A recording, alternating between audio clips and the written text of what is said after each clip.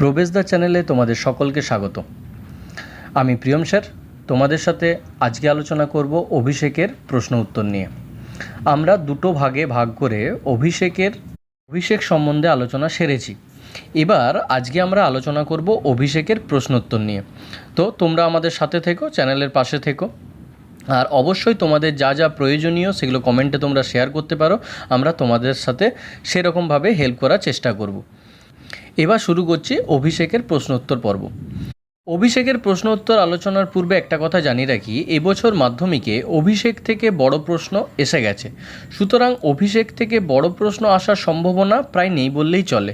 তবু আমরা এই বিষয়টাকে একেবারেই ধরে না নিয়ে আমরা কিছু বড় প্রশ্ন, গুরুত্বপূর্ণ বড় প্রশ্নগুলো নিয়েও আলোচনা করে নেব।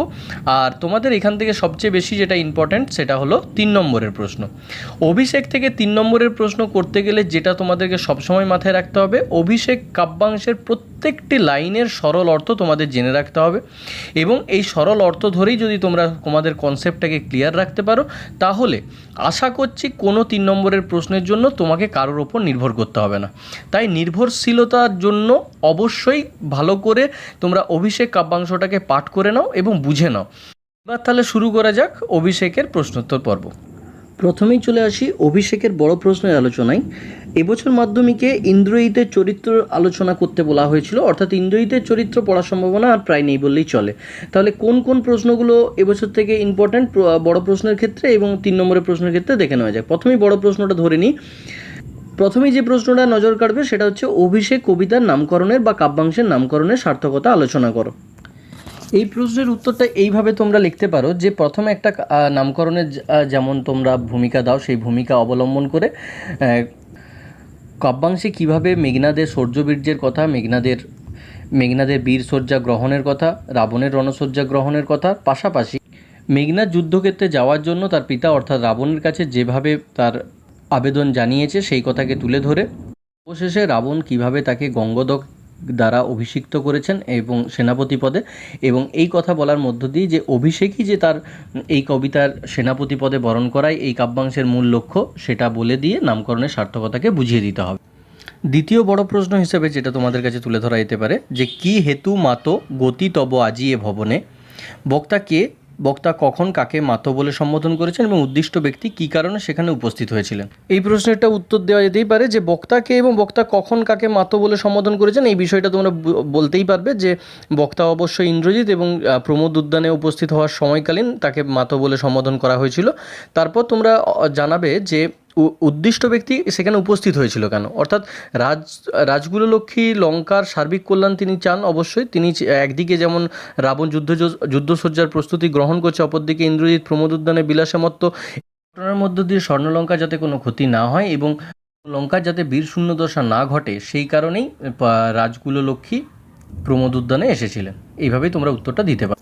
দ্বিতীয় প্রশ্ন হিসাবে আমরা যেটা বলতে পারি সেটা হলো হা ধিক মোরে, বক্তাকে তিনি কেন নিজেকে ধিক্কার দিয়েছেন। এই প্রশ্নের উত্তরটা তোমাদের কাছে খুব ইজি। এখানে তো অবশ্যই বক্তা হলেন ইন্দ্রজিৎ, এবং এই ইন্দ্রজিৎ নিজেকে ধিক্কার দেওয়ার কারণ তোমরা জানো যে প্রমোদ উদ্যানে তিনি বিলাসে মত্ত, অপরদিকে তার বীরবাহুর মৃত্যু ঘটেছে এবং তার পিতা যুদ্ধসজ্জার জন্য প্রস্তুতি গ্রহণ করছেন। এই বিষয়গুলোকে তুলে ধরে তোমাদেরকে উত্তরটা সম্পূর্ণ করতে হবে। এবার আসবে 4র্থ নম্বর প্রশ্নে, যেখানে আমরা দেখতে পাবো ঘুচাবো এ অপবাদ বোধি রিপুকুলে, উদ্ধৃতাংশের বক্তাকে এবং বক্তা তার কোন অপবাদের কথা বলেছেন, অপবাদ ঘোচানোর জন্য তিনি কী করেছিলেন। এই প্রশ্নের উত্তরটাও তোমরা খুব ইজিলি দিতে পারবে। বক্তাকে তোমরা জানো, বক্তা তার কোন অপবাদের কথা বলেছেন, অবশ্যই প্রমোদ কাননে বিলাসে মৃত্যু, অপরদিকে রাবণ রণশয্যা গ্রহণ করেছেন, বীরবাহুর মৃত্যু সংবাদ। এই অপবাদগুলো তিনি ঘোচাতে চান যে তিনি নিজে বামাদল মাঝে বসে আছেন অথচ তার পিতা যুদ্ধসজ্জার জন্য প্রস্তুতি গ্রহণ করছেন। এই অপবাদ ঘোচানোর কথাই বলা হয়েছে। এই অপবাদ ঘোচানোর জন্য ইন্দ্রজিৎ যেভাবে যুদ্ধসজ্জা গ্রহণ করেছিল, অর্থাৎ কার্তিকের মতন, কিংবা তার কুণ্ডল ছিঁড়ে ফেলা, তার ফুলদাম ছিঁড়ে ফেলা, তারপর রথ এনে সেখানে রথে উত্তরণ করা, ধনুকে টঙ্কার দেওয়া ওঠা, এই সমস্ত বিষয়গুলোকে উল্লেখ করে তোমরা অপবাদ ঘোচানোর জন্য যুদ্ধ প্রস্তুতির কথাটাকে ব্যাখ্যা করতে পারো। পরের একটা বড় প্রশ্ন যেটা গুরুত্বপূর্ণ হতে পারে যে সাজিলা রথীন্দর্শব বীর আবরণে, রথীন্দর্শব কে তার বীর আবরণে সজ্জিত হওয়ার বিষয়টি কবি যে পৌরাণিক কাহিনীর অবতারণা করেছেন তার একটির বর্ণনা দাও। অর্থাৎ দুটিকে তোমরা অবশ্যই মনে রাখার চেষ্টা করবে। একটা হলো এই কার্তিকেয় তারকাসুর বধের কাহিনী এবং বৃহন্নলা রূপী কিরীটির কাহিনী। এই দুটো কাহিনীর মধ্যে যে কোনো একটা তোমাদের যেটা পছন্দ সেটাই তোমরা লিখে রাখবে। প্রশ্নের আলোচনায় চলে যাই। তবে কেন গুণনিধি তেজ কিঙ্করীরে আজি, বক্তাকে গুণনিধি কাকে বলা হয়েছে? বক্তার সঙ্গে উদ্দিষ্ট ব্যক্তির কথোপকথনের মধ্য দিয়ে বক্তার যে মানসিকতা প্রকাশ ঘটেছে তা বিবৃত করো। এই প্রশ্নটা গুরুত্বপূর্ণ হতে পারে তোমাদের কাছে। এখানে বক্তাকে তোমরা জানো, এখানে ইন্দ্রজিতের স্ত্রী প্রমীলা সুন্দরী হলো এই উক্তিটির বক্তা, এবং গুণনিধি বলা হয়েছে ইন্দ্রজিতের স্ত্রী প্রমীলা সুন্দরীকে। বক্তার সাথে এখানে যে উদ্দিষ্ট ব্যক্তির কথোপকথন অর্থাৎ ইন্দ্রজিতের যে কথোপকথন হয়েছে সেটা তুলে ধরার চেষ্টা করবে। প্রমীলা সুন্দরী যেভাবে ইন্দ্রজিৎকে আগড়ে ধরেছিল এবং তিনি যেভাবে যেতে দিতে চাইছিলেন না সেই প্রসঙ্গগুলো তুলে আনবে, এবং ইন্দ্রজিৎ তার রিপ্লাইয়ে কী জানিয়েছিল সেই প্রসঙ্গও তুলে এনে তোমাদেরকে উত্তর জানাতে হবে। এবং এখানে যে বক্তার মানসিকতা অর্থাৎ আমাদের প্রমীলা সুন্দরীর মানসিকতার কী পরিচয় প্রকাশ ঘটেছে সেটা হলো এরকম। উভয়ের কথোপকথনের মধ্য দিয়ে তোমরা দেখাতেই পারো যে এখানে তাদের উভয়ের মধ্যে যে গভীর ভালোবাসা, মানে স্বামী স্ত্রীর মধ্যে যে গভীর ভালোবাসার সম্পর্ক সেটা উঠে এসেছে তার মানসিকতায়। তার বিশ্বাস, আস্থা, নির্ভরতা সবই প্রকাশ পেয়েছে এই প্রমীলা সুন্দরীর কথাবার্তার মধ্য দিয়ে। একটা গুরুত্বপূর্ণ প্রশ্ন নিয়ে আলোচনা করা যেতে পারে, যেখানে আমরা দেখব ইন্দ্রজিৎ এবং রাবণের যে কথোপকথন হয়েছিল সেই কথোপকথন তুলে ধরার চেষ্টা করবে। তাহলে এইটাও একটা গুরুত্বপূর্ণ প্রশ্ন, যেখানে বক্তা ইন্দ্রজিৎ এবং রাবণের যে কথোপকথন চলেছে, রাবণকে বারবার আশ্বস্ত করার চেষ্টা করেছে তিনি যুদ্ধযাত্রা করবেন এবং যুদ্ধযাত্রার মধ্য দিয়ে রামকে পুনরায় তিনি তার রাজপদে এনে দিবেন অথবা তিনি তাকে মেরে একেবারে নিপাত করবেন। এই সকল ঘটনাগুলো এবং শেষ পর্যন্ত রাবণ কেন তাকে যেতে দিতে চাইছে না, বীরবাহুর মৃত্যু, কুম্ভকর্ণের মৃত্যুর সংবাদ সমস্ত কিছুই তাকে তুলে ধরার চেষ্টা করবেন, কেন তার প্রতি বিরূপ, এই সমস্ত কথাবার্তা তুলে আনার মধ্য দিয়ে অবশেষে তিনি গঙ্গোদক দিয়ে তাকে সেনাপতি পদে বরণ করে নেবেন, তার জেদের কাছে মাথা নত করবেন। এই বিষয়গুলোকে তুলে ধরে এই কথোপকথনটা তুলে আনার চেষ্টা করবে। শেষ বড় প্রশ্ন একটা আমরা এখানে বলতেই পারি যে রাবণের যে চরিত্র প্রকাশিত হয়েছে সেই রাবণের চরিত্র আলোচনা করা। অর্থাৎ রাবণের চরিত্র এখানে বিশেষভাবে প্রকাশিত হয়নি, তবে কয়েকটা জায়গার মধ্য দিয়েই যে দিকগুলো তার ফুটে উঠেছে সেগুলোকে তোমরা তুলে ধরতে পারো। যেমন কর্তব্যপরায়ণতা বা বীরের যে অহংকার প্রকাশ পেয়েছে সেই বীরের অহংকার প্রকাশ, কিংবা শাসক সত্তার যে সঙ্গে যে পিতৃসত্তার একটা দ্বন্দ্ব লেগেছে এখানে, সেই দ্বন্দ্বটাকেও তোমরা তুলে ধরতে পারো। তার যে একটা মানসিকতা ফুটে উঠেছে, যে দ্বিধাগ্রস্ত মানসিকতা, সেই দ্বিধাগ্রস্ত মানসিকতাকেও তুলে আনতে পারো। শাসক সত্তায় শেষ পর্যন্ত জয়যুক্ত হয়েছে সেটাকেও তোমরা এখানে তুলে আনতে পারো। এইভাবে এই পয়েন্টগুলোকে উল্লেখ করে তোমরা রাবণের চরিত্রকে ব্যাখ্যা বা বিশ্লেষণ করতে পারো।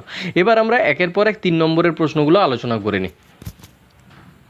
3 নম্বরের প্রশ্ন আলোচনা করার আগে আমি আরেকবার বলে নিচ্ছি, 3 নম্বরের প্রশ্নের ক্ষেত্রে কিন্তু অবশ্যই তোমরা অভিষেক কাব্যাংশের সরল অর্থগুলোকে খুব ভালো করে করার চেষ্টা করবে, তাহলেই কিন্তু অভিষেক কাব্যাংশ থেকে 3 নম্বরের প্রশ্নগুলো করা খুব ইজি হয়ে যাবে। আমি শুধু তোমাদের কাছে অভিষেক কাব্যাংশের 3 নম্বরের প্রশ্নের একটা লিস্ট তুলে ধরার চেষ্টা করছি। এইভাবেই তোমরা এই প্রশ্নগুলোকে কেন্দ্র করে করবে। তোমাদের কনসেপ্ট কোনো বিষয়ে আটকালে তোমরা আলোচনা করতে চাইলে অবশ্যই কমেন্ট বক্সে আমাদের সাথে শেয়ার করবে, তাহলে আমরা আশা করছি তোমাদের কাছে পৌঁছতে পারবো। তাহলে 3 নম্বরের প্রশ্ন হিসেবে যেগুলো হতে পারে সেগুলো আমি একটার পর একটা বলছি। হাই পুত্র কি আর কহিব, কনক লঙ্কার দশা, বক্তার এই আক্ষেপের কারণ কি, এটা একটা প্রশ্ন হতে পারে।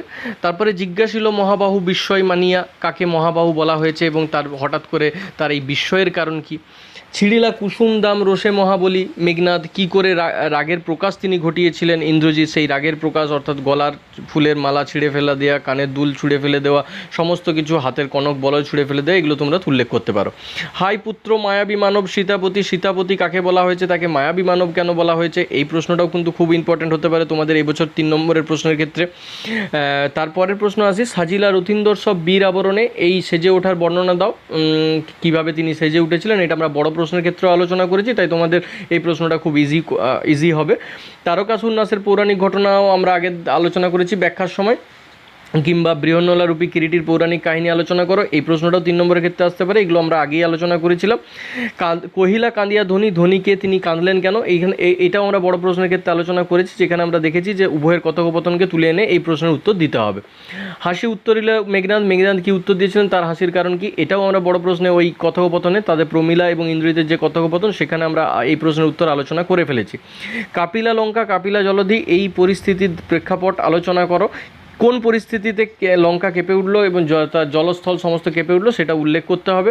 এবং অনুমতি দেহ অনুমতি পেলে তিনি কি করবেন বলা বলা হয়েছে, যেখানে রামকে তিনি ঘোর শরণালে ভস্ম করে দেবেন, কিংবা বায়ু অস্ত্র প্রয়োগ করে তাকে উড়িয়ে দেবেন, কিংবা রামচন্দ্রকে রাবণের পায়ের কাছে এনে বেঁধে আনবেন। এই প্রসঙ্গগুলোকে তুলে আনতে হবে।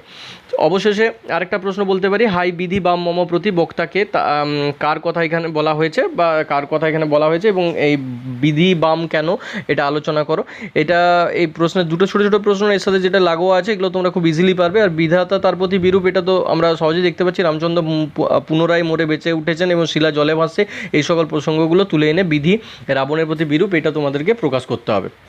তারপরের প্রশ্ন হিসাবে আমরা বলতে পারি, তাই আমি জাগানো অকালে ভয়ে কে কাকে জাগিয়েছিলেন এবং কেন জাগিয়েছিলেন তোমরা জানোই, যে অলরেডি বীরবাহুর মৃত্যু ঘটেছে, লঙ্কা প্রায় বীরশূন্য দশা, সেখানে ভয়ে বা বিপর্যস্ত হয়ে যে তিনি ভাইকে জাগিয়ে তোলার চেষ্টা করেছিলেন এবং সেই কারণটা তুলে ধরতে হবে। তারপরের প্রশ্ন, সেনাপতি পদে আমি বরিনু তোমারে, কে কাকে এই কথা বলেছিল, এরপর বক্তা কী নির্দেশ দিয়েছিলেন। বক্তার নির্দেশটাই তোমাদের কাছে ইম্পর্টেন্ট প্রশ্ন, যেখানে আমরা দেখতে পাবো যে সেনাপতি পদে বরণ করার সময় অবশ্যই নিকুম্বিলা যজ্ঞাগারে ইষ্টদেবতার পূজা করতে বলেছিলেন এবং নিজের সামরিক যুদ্ধ বুদ্ধি দিয়ে পুত্রকে এটা বোঝানোর চেষ্টা করেছিলেন, সন্ধ্যার পরিবর্তে যুদ্ধযাত্রার পরামর্শ দিয়েছিলেন, এবং অবশেষে তিনি যথাবিধি লয়ে গঙ্গদক অভিষেক করিল কুমার, এবং গঙ্গদক দিয়ে অভিষিক্ত করেছিলেন সেনাপতি পদে। তাহলে এই প্রশ্নগুলো 3 নম্বরের ক্ষেত্রে গুরুত্বপূর্ণ এই বছরের জন্য। অবশ্যই তোমরা এই প্রশ্নগুলো নিয়ে বাড়িতে আলোচনা করবে, তোমাদের গাইডেন্স, তোমাদের বিভিন্ন যে সহায়িকা বই, তোমাদের যে বাড়ির অভিভাবক, সবাইকে সাথে আলোচনা করে এই প্রশ্নগুলো তোমরা প্রস্তুত করার চেষ্টা করে নাও। আর তোমাদেরকে একটা কথা বলে রাখি, অবশ্যই তোমাদের প্রবলেম তো আমার পড়ানো তোমাদের কেমন লাগছে, বা আর আমরা কীভাবে চ্যানেলকে ইমপ্রুভ করতে পারি, তোমাদের সদর্থক মন্তব্য আমরা চাইছি। তাই অবশ্যই তোমরা কমেন্ট বক্সে এগুলো শেয়ার করো। আর যদি অবশ্যই ভালো লাগে আমাদের এই প্রোগ্রাম, আমাদের যে এই প্রচেষ্টা তোমাদের যদি ভালো লেগে থাকে, তাহলে অবশ্যই তোমরা এই চ্যানেলটাকে একটু শেয়ার করবে এবং অবশ্যই লাইক করবে। পরের দিন আবার আমরা অন্য অংশ নিয়ে আলোচনা করব। আজকের মতো এখানেই ক্লাস শেষ করছি। সবাই ভালো থেকো, সুস্থ থেকো এবং বাড়িতে থেকো।